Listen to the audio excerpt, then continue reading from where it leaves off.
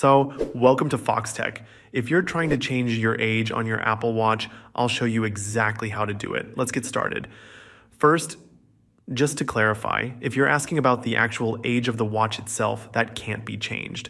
Your Apple Watch was manufactured on a specific date, and there's no way to alter that. But if you're talking about your personal age associated with fitness tracking, then yes, you can update it. To do this, open the Health app on your iPhone, tap your profile picture in the top right corner, then select Health Details. This is where all your personal fitness and health data is stored, including your date of birth, which the Apple Watch uses for things like heart rate zones and calorie tracking. Now, tap Edit. Find your date of birth and update it to the correct age. Once you've made the change, tap Done to save it.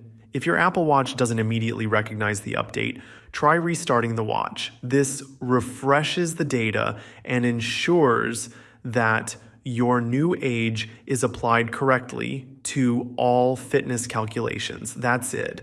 Now you know how to change your age on Apple Watch through the Health app. Let me know in the comments if this worked for you, and if this was helpful, don't forget to like the video and subscribe to Foxtecc for more. See you later.